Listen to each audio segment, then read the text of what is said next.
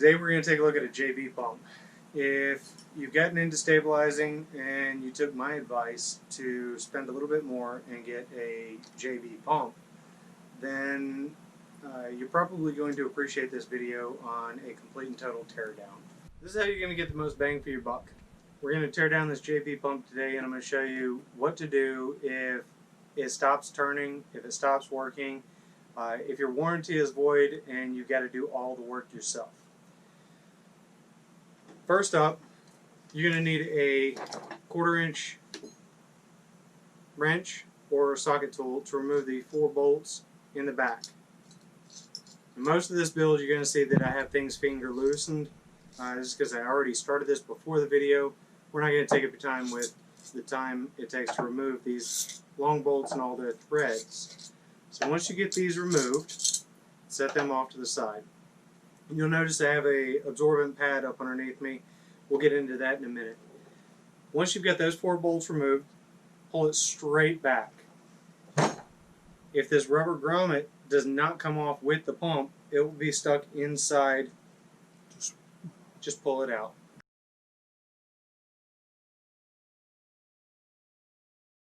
Set that aside. The next thing you're going to notice is this gear looking thing in here with a small Allen wrench that fits. Find the set screw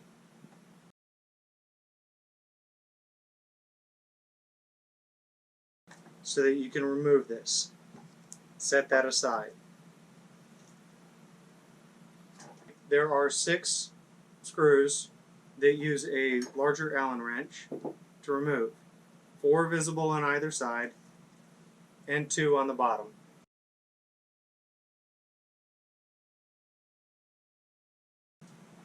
You won't see them in these, as I've already removed most of them.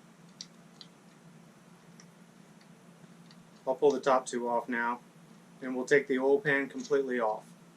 So now that we've got the bolts removed, I'm going to pull the oil pan off. There may be residual oil inside, so be careful to set this with the opening up and don't spill all over the place. Again, I've got the super absorbent mat here. Makes life a whole lot easier. Be aware that this will be a messy process. Once we've gotten here, be very mindful of this rubber gasket that is stuck in the housing. You don't want to have to replace that, so we're going to avoid that and any damage to it at all costs.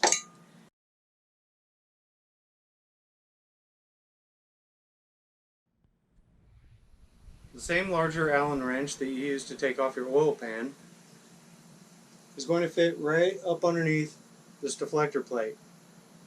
Remove that screw and the plate. The next thing you're going to need is a 7/16 wrench or socket to remove the 4 corner bolts.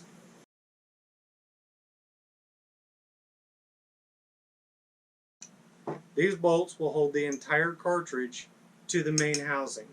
When these bolts are removed, this entire section will come loose.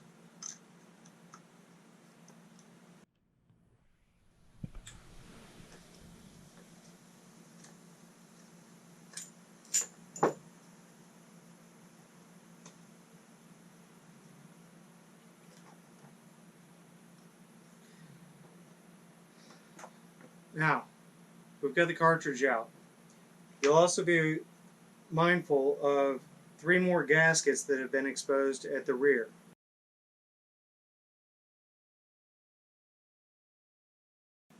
Be very careful not to get any debris or cause damage to those gaskets.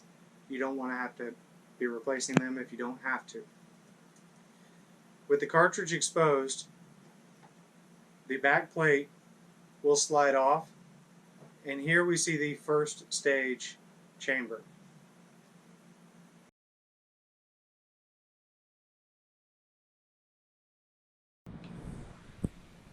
The first stage, which comes from the inlet past this gasket and into this chamber, is where this cam-like motion uses the fins in order to draw the air out of your chamber. This is the first stage. It may be the only stage if you have a single stage pump. In this one, it is the larger of the two in this model of JB.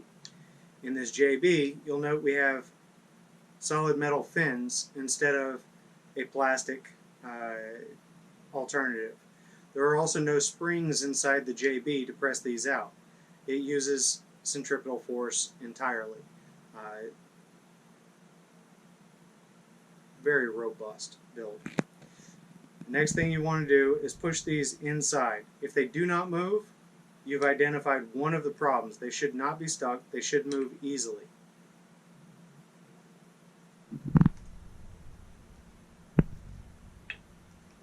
On the front side, we have two smaller bolts that we left earlier.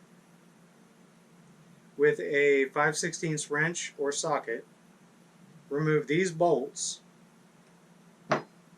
and all the layers of this cartridge will be loose. So be careful, keep a finger on it, keep it tight. You don't want it falling apart before you're ready.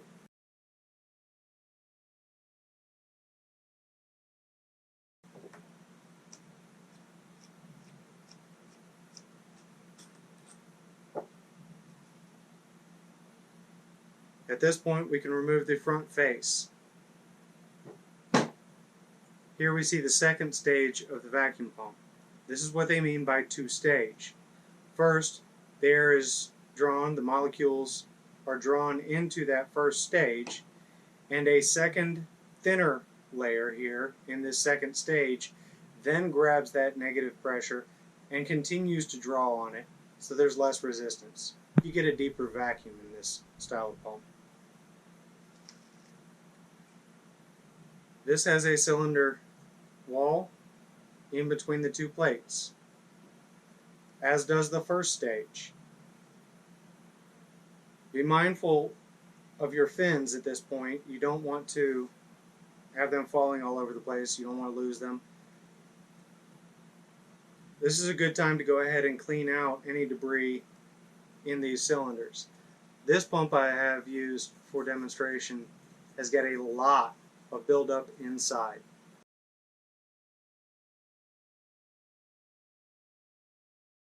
Use some brake cleaner and a stiff bristle nylon brush.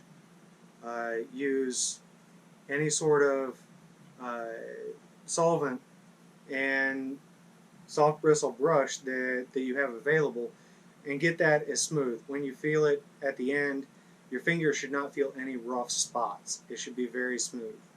Be cautious about a wire brush. You don't want to cause gouges inside. That could disrupt your seal from the fins to the chamber walls. Once those are cleaned and things are set aside, you'll notice that I have a couple marks here on my fins.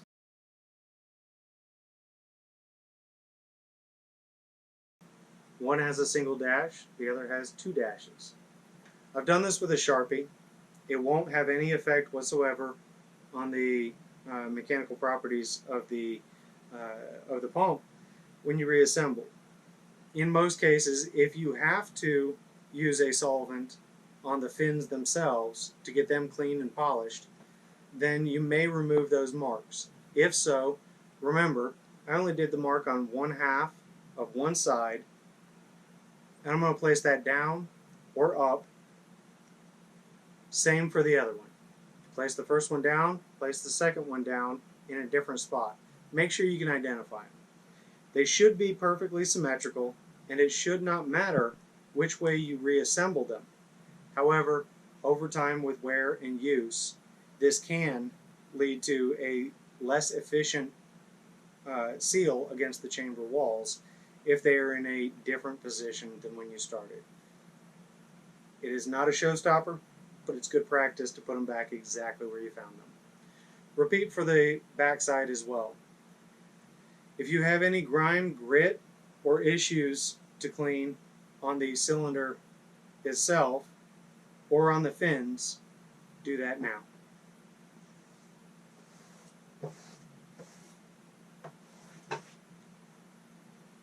When reassembling, it's probably a good idea to coat your components with a very thin layer of very fresh, very new oil.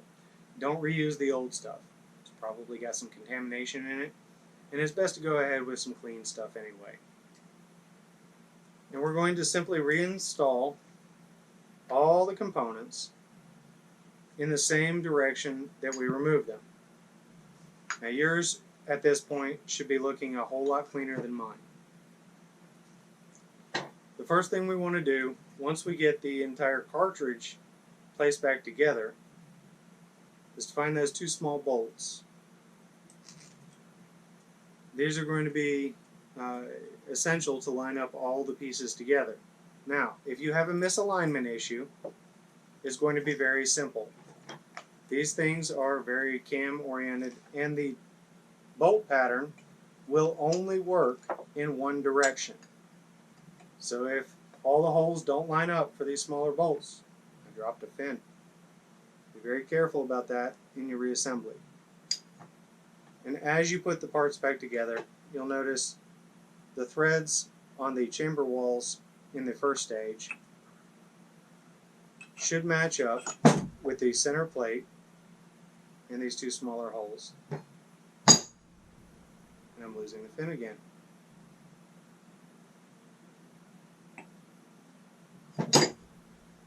Again, two smaller holes off-centered or off the corners should match up. And then I put on the outer plate.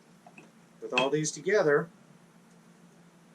I can put in my smaller bolts and find the threads in the back. You may need a little gap to make sure that you do not cross thread these. Take your time, go slow.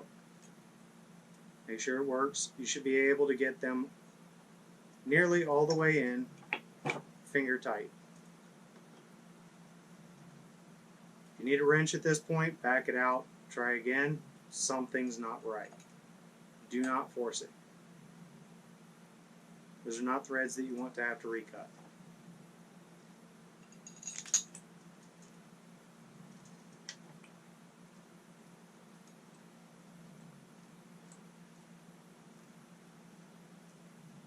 The second one is going in easy. Lay this down.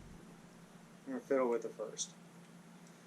I haven't cleaned this one for demonstration purposes, as well as you probably cleaned yours. But let me inspect my threads and make sure I'm not flattening any, that I'm not cross-threading, and I don't have any contamination in there.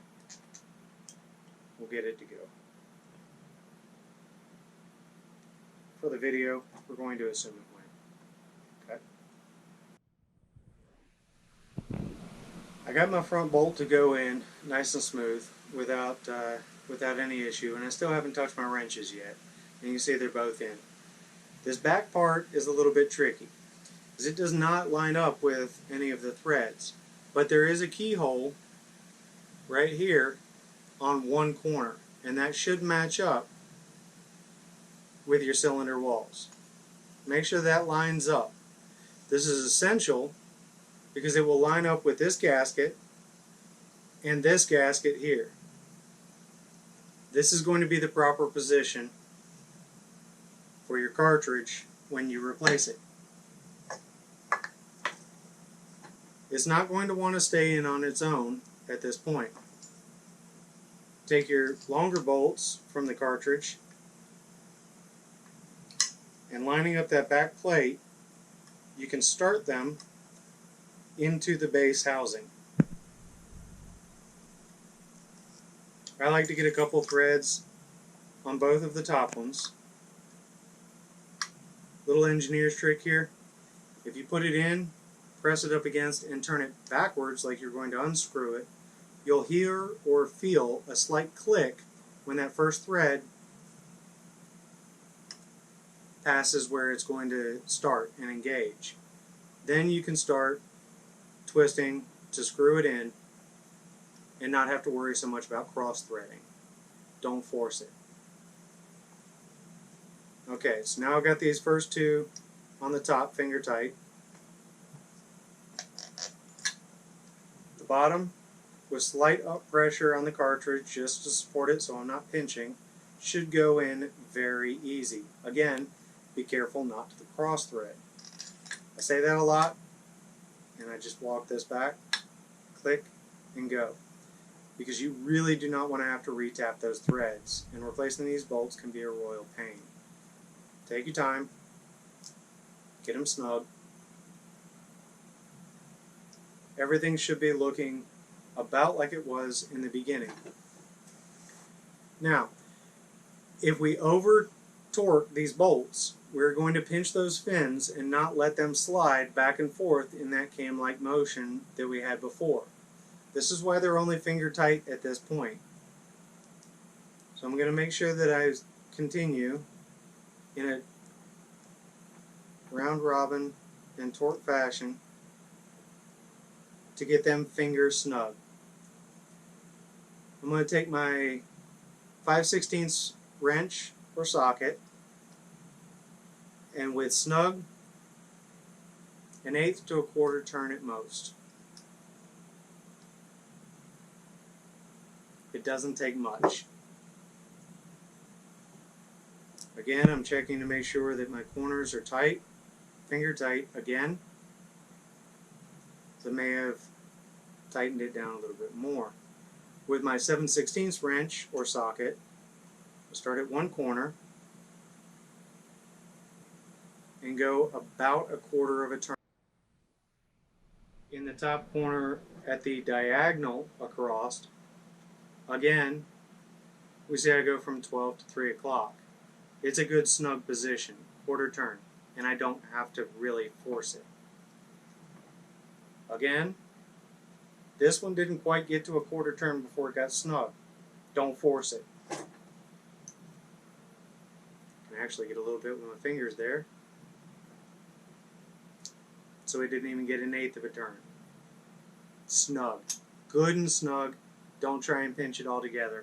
You might have to disassemble this again in order to mess with the bolts and get your torque right so that the fins don't stick. As long as you're sure that everything inside is very clean and pristine, they should slide, especially if you put a little bit of new oil on them. If they are sticking and you're not getting a full vacuum, it's not functioning as you expect, then you might have to come back and adjust your torque.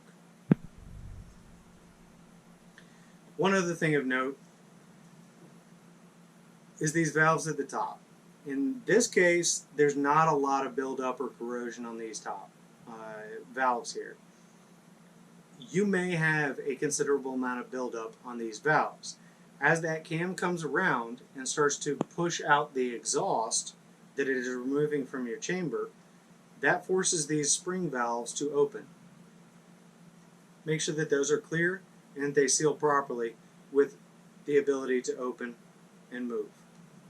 From here, we simply reverse the process that we started with, putting everything else back together. First goes the splash guard.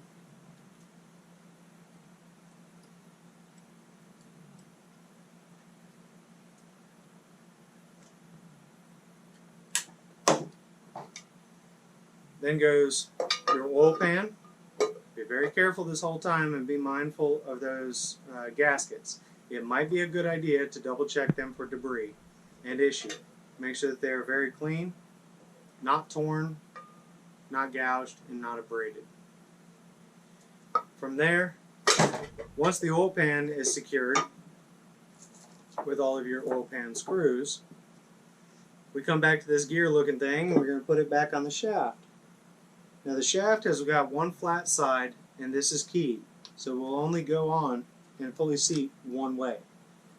The last important thing to note in your reassembly is that you should not try and force this thing all the way up against the housing so that you've got a snug fit. When you took it apart, there was a little gap in there so that as it turns, it is not a friction point rubbing metal on metal here. Very, very small gap.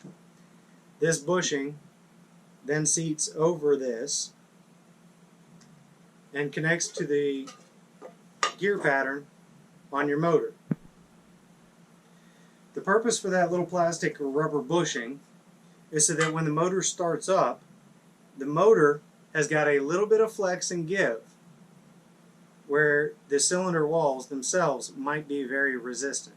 This helps the longevity of your motor and ensures that it doesn't have a friction, hardened start that increases your wear and tear. This bushing is a wear part. You may have to replace it.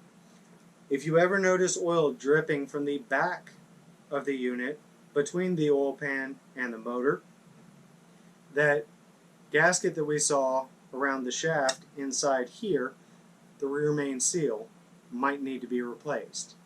Follow this video again for disassembly and you can replace that gasket fairly easily.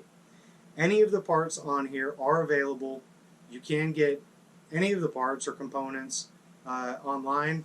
JB pumps are 100% field serviceable. You can fix anything. It is impossible to kill a JB completely. The only thing you can do is potentially do so much damage that it is not cost effective to get the repair parts you need.